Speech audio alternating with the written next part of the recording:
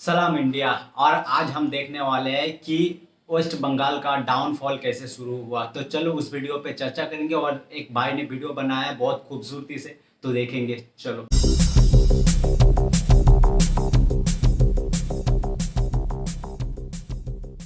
जो बंगाल आज सोचता है वो बाकी भारत कल करता है। ये एक ऐसी फेमस लाइन है जिस पर बंगाल के लोग बहुत ज्यादा बिलीव करते हैं। एक टाइम पर बंगाल के लिए बात अगर देखी जाए काफी हद तक सच थी। ये भारत का वो हिस्सा है जहां से poetry, science, art, film making, हर फील्ड के लेजेंड आते हैं। गुरुदेव रविंद्रनाथ ठाकुर, ईश्वर चंद्र विद्यासागर, राजा राम मोहन रॉय, स्वामी विवेकानंद जी, नेताजी सुभाष चंद्र बोस, सत्यजीत रे, कितने सारे लेजेंड्स के नाम आप देखेंगे जो बंगाल से ही बिलोंग करते हैं। भाई एक टाइम पर बंगाल पूरे भारत में सबसे रिच रीजन माना जाता था। अरे बंगाल की टेक्सटाइल इंडस्ट्री का तो भैया देश विदेश में जलवा था। पूरे एशिया के एक्सपोर्ट होने वाले टेक्सटाइल में 50% और रॉ सिल्क का 80% अकेले बंगाल प्रोड्यूस कर देता था। ढाका का मुस्लिन, मालदा और मुर्शिदाबाद का मलमल, ये ऐसा कपड़ा है जो पूरी दुनिया में इतना पॉपुलर है कि फॉरेन ट्रेवलर्स ने स्पेसिफिकली इसके बारे में लिखा है। इवन मालदा के सिल्क इंडस्ट्री के रेफरेंसेस आपको कौटिल्य के अर्थशास्त्र तक में मिलते हैं। बंगाल रीजन हिस्ट्री में इतना रिच रहा है कि चाहे फ्रेंच ट्रेवलर फ्रैंकोइस बर्नियर हो या फिर British journalist William Digby,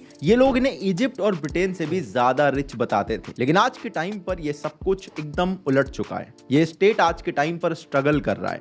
date to GDP ratio की लिस्ट में देखें तो टॉप 5 स्टेट्स में इसका नाम आता है। बंगाल में आज भारत में सबसे ज्यादा बेगर्स पाए जाते हैं। ये एक कड़वा सच है। एक टाइम पर विमेन एम्पावरमेंट की बात करने वाले इसी स्टेट में आज चाइल्ड मैरिज और इसकी रैंक में पूरे देश में सेकंड पोजीशन पर आता है। महान पोएट्स और थिंकर्स के इस स्टेट में एजुकेशन का हाल इतना खराब है कि आज के टाइम सेकेंडरी और हायर सेकेंडरी एजुकेशन में इसका नंबर नीचे से टॉप पे आता है। तो सवाल मन में आता है कि बंगाल की दुर्दशा कैसे हुई। वेल इसके पीछे कुछ 5 रीजंस हैं जो मैं लिख के लाया हूं और आपको बताऊंगा। आपको तो पता ही है कि हम जब बात करते हैं तो भैया डिटेल में करते हैं। तो कॉर्नवालिस से कम्युनिस्ट तक जाएंगे, सब कुछ डिस्कस करेंगे। वीडियो बहुत इंसाइटफुल होगा तो जरा ध्यान से देखना और भाई आगे शेयर भी कर देना। हम लोग कब तक ये अंडररेटेड चैनल रहेंगे यार। अब तो भाई 500 के क्रॉस हो ही जाने चाहिए। বাংলার এই বড় শহরগুলো যেমন ঢাকা এবং কলকাতা সাম্প্রদায়িক দাঙ্গায় জ্বলছিল।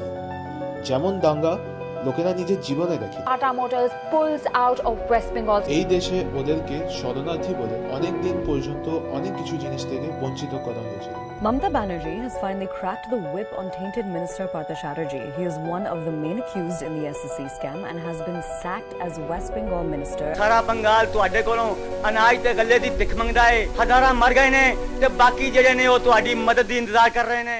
बंगाल की प्रॉस्पेरिटी 1700s में इतनी ज्यादा थी कि यूरोप से आई ईस्ट इंडिया कंपनी वाले सीधे यहीं आए और बिजनेस करने के लिए आए। 1757 में बैटल ऑफ प्लासी और 1764 में बैटल ऑफ बक्सर के बाद बंगाल भारत में ब्रिटिशर्स के एक्सपेंशन का एक सेंटर पॉइंट बन गया था। ये वॉर्स जीतने के बाद ब्रिटिशर्स ने बंगाल पर कंट्रोल कर लिया और अपनी बाकी वॉर्स को फंड करने के लिए उन्होंने यहाँ के रिसोर्सेज को एक्सप्लॉइट करना शुरू कर दिया। ब्रिटिशर्स ने अपने टैक्सेशन सिस्टम के थ्रू लोकल बिजनेसमैन और फार्मर्स को ऑलमोस्ट तबाह करके रख दिया। बंगाल में कंट्रोल करने से यहाँ पर जो भी हाई क्वालिटी सिल्क पैदा हो रहा था, टेक्सटाइल हो रहा था, इंडिगो हो रहा था, ये सब कुछ ब्रिटिशर्स को फ्री में मिल रहा था, जिसको एक्सपोर्ट कर करके इन्होंने खूब पैसा छापा। ये ब्रिटिशर्स इतने ज्यादा शातिर थे कि बंगाल की हाई क्वालिटी कॉटन को बाहर ले जाते थे और जब फिनिश्ड गुड यहाँ पर आता था तो उसको महंगा करके बंगाल की जनता को ही बेचते थे और उससे भी पैसे कमाते थे। इन सारी चीजों का रिजल्ट ये हुआ कि लोकल जो रॉ मटेरियल था वो एक्सप्लॉइट हो रहा था,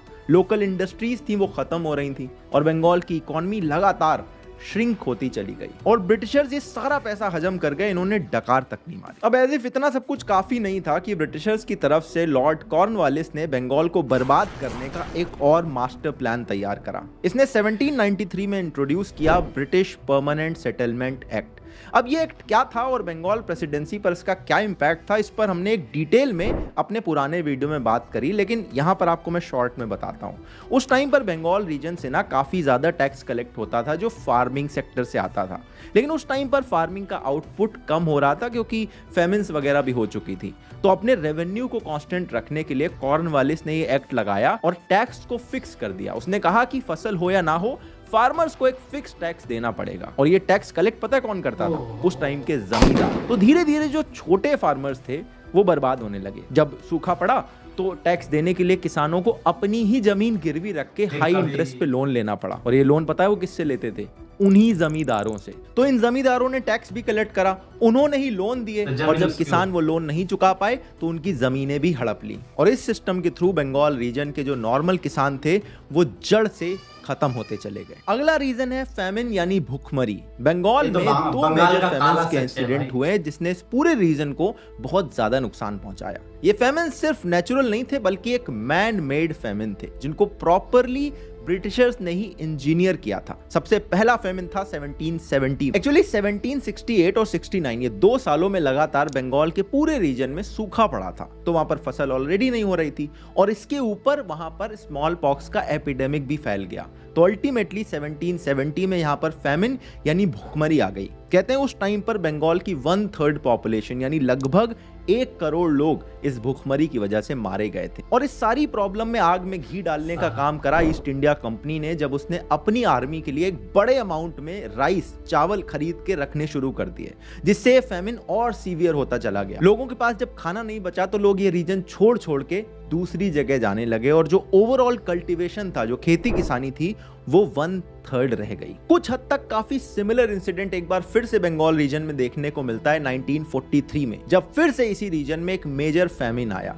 अब ब्रिटिशर्स इस फेमिन के पीछे ड्रॉट को रिस्पॉन्सिबल बताते हैं, लेकिन IIT गांधीनगर की एक रिसर्च आप पढ़ो तो आपको साफ पता चलेगा कि ये फेमिन भी पूरी तरह से मैन मेड थी। इस फेमिन के पीछे ड्रॉट या सूखे का कोई रिलेशन नहीं था, बल्कि वर्ल्ड वॉर 2 इसके लिए डायरेक्टली रिस्पॉन्सिबल था। ब्रिटिशर्स ने एक ऐसी पॉलिसी बनाई थी जिसकी वजह से इन्फ्लेशन बहुत हाई जा चुका था। राइस के जो प्राइसेस थे वो 300% तक बढ़ गए थे। इसके साथ ही विंस्टन चर्चिल ने वर्ल्ड वॉर 2 में अपने आर्मी को खाना खिलाने के लिए बंगाल के लोगों के मुंह से खाना छीन छीन कर अपनी आर्मी को सप्लाई करना शुरू कर दिया था। इस दौरान हर दिन 1500 टन फूड ग्रेन सिर्फ और सिर्फ आर्मी के लिए बंगाल से भेजे जाते थे। और इस फेमिन की वजह से बंगाल के अंदर 30 लाख लोगों की डेथ हुई, जिससे बंगाल एक झटके में कई डेकेड्स पीछे चला गया। अगला पॉइंट है पार्टीशन से रिलेटेड। देखो, एक पार्टीशन तो हम सबको पता है 1947 में हुआ था, जिससे ईस्ट पाकिस्तान या आज का बांग्लादेश और वेस्ट बंगाल बने थे।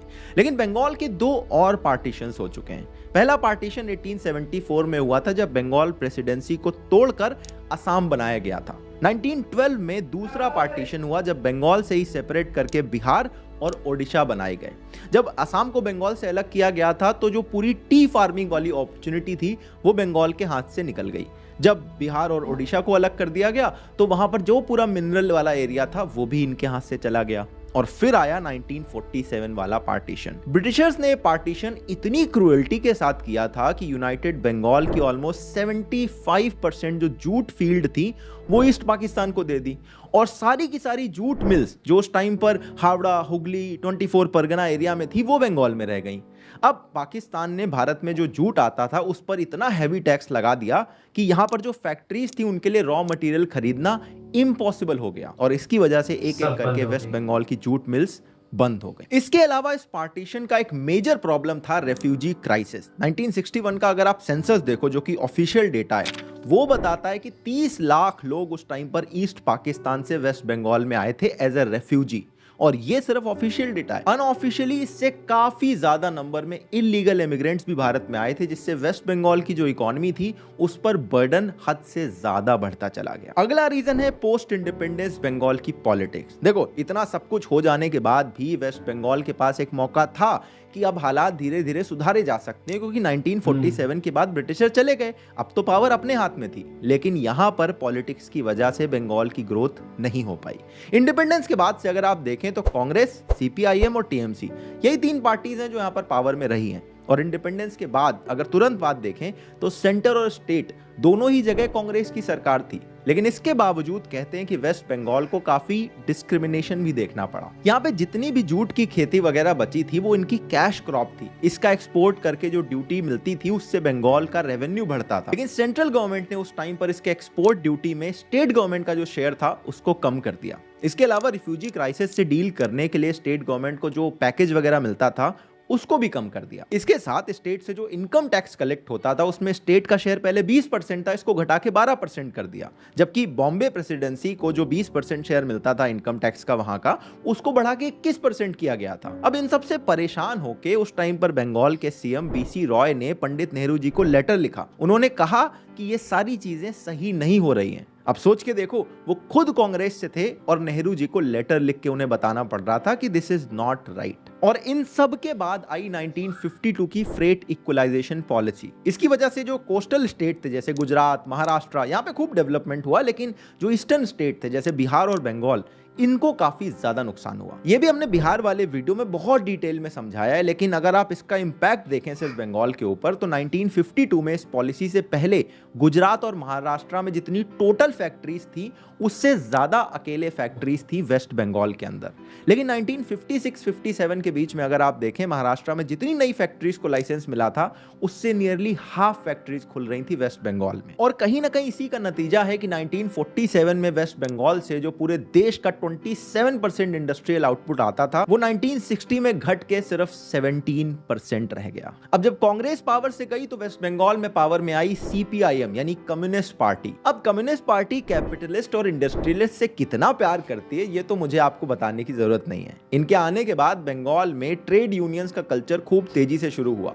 लेबर स्ट्राइक बड़ी कॉमन सी बात हो गई। तो जो फैक्ट्रीज यहां पर चल रही थी उनमें भी धीरे धीरे ताले लगने शुरू हो गए। इंडस्ट्रियलिस्ट ने भी सोचा कि भाई यहां पर इन्वेस्टमेंट करने से अच्छा किसी दूसरे स्टेट में इन्वेस्टमेंट किया जाए। और फिर जब 1991 का लिबरलाइजेशन हुआ, फॉरेन इन्वेस्टमेंट भारत में आया, तो बाकी सारी स्टेट्स ने इसको अपॉर्चुनिटी की तरह देखा, लेकिन बंगाल की कम्युनिस्ट पार्टी इसका अपोज कर रही थी। बात 1991 पे नहीं रुकती। आप 2008 का केस उठाकर देखिए रतन टाटा का। जब उन्होंने हुगली के सिंगूर में टाटा की नैनो फैक्ट्री सेटअप करने की बात करी तो इसके अगेंस्ट उस टाइम पर ऑपोजिशन पार्टी के लीडर ममता बनर्जी ने एक बड़ा प्रोटेस्ट खोल दिया। इन्होंने कहा कि यहां पर फार्मर्स की जमीन पर गलत तरह से कब्जा हो रहा है। एक साल के अंदर टाटा मोटर्स को अपना डिसीजन वापस लेना पड़ा और उन्होंने ये फैक्ट्री ले जाकर गुजरात में लगा दी। अब ममता बनर्जी जी को इस प्रोटेस्ट का काफी फायदा हुआ। 2011 में वो वेस्ट बंगाल की चीफ मिनिस्टर बन गई और इनके टेन्योर में अगर आप ओवरऑल देखें डेवलपमेंट हुआ है बंगाल, क्योंकि भाई लगातार इनको 3 बार इन्होंने सीएम बनाया है। लेकिन टीएमसी ने जिस कम्युनिस्ट पार्टी को बंगाल से हटाया था, अगर आप ग्राउंड लेवल पर जाकर पूछें तो लोग बताते हैं कि उनके जो ग्राउंड वर्कर्स थे, जो वहां पर क्लब कल्चर है, वो सारे के सारे वही कम्युनिस्ट पार्टी के मेंबर्स हैं जो आजकल टीएमसी के लिए काम करते हैं। इसीलिए जो प्रॉब्लम्स उस गवर्नमेंट में होती थी वही प्रॉब्लम आज भी यहां पर हो रही है। इसके अलावा एक मेजर इशू है यहां पर होते कम्युनल वायलेंसेस। 2021-22 का डेटा देखें, पूरे एक साल के अंदर 65 से ज्यादा कम्युनल वायलेंसेस के केसेस यहां पर देखे गए। ममता बनर्जी पर बनने वाली जो सैटारिकल मूवी थी उसको यहां पे बैन कर दिया गया। करप्शन टीएमसी में इतना ज्यादा डीप है कि हर महीने किसी नए लीडर का नाम एक मेजर करप्शन स्कैंडल में आता है। अरे भाई, द वायर वाले तक अब इस पॉइंट को डिफेंड नहीं कर रहे, तो आप समझ सकते हो कि मामला कितना सीरियस होगा। इश्यूज इतने सीरियस हैं कि कोलकाता आज देश के अंदर एक डिसेंट जॉब प्रोवाइड करने और इकोनॉमिक ग्रोथ इंश्योर करने के मामले में सबसे लास्ट में आता है। बंगाल में पॉलिटिशियंस क्राइम, करप्शन और कम्युनल वायलेंस के कॉकटेल से बंगाल के लोगों को फ्री नहीं कर पा रहे हैं। ये एक कड़वा सच है। ये पॉलिटिशियंस रिपीटेडली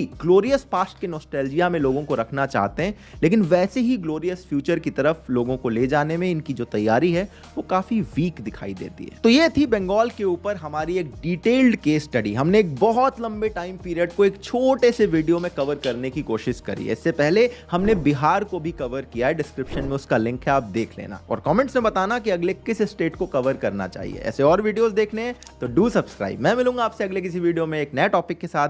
तब तक के लिए जय हिंद। देखो, वीडियो तो वंदे मातरम। काफी अच्छा था, भाई ने काफी अच्छे से और इतना अच्छे से समझाया है ना। मतलब आप अगर वेस्ट बंगाल से हो ना, इस वीडियो को बहुत ज्यादा शेयर करो यार, ताकि हर लोग तक पहुंचे ये वीडियो। वो लोग भी देखे तो यार पता तो चले, एटलीस्ट भाई का चैनल देखो और सब्सक्राइब करो ओपन लेटर।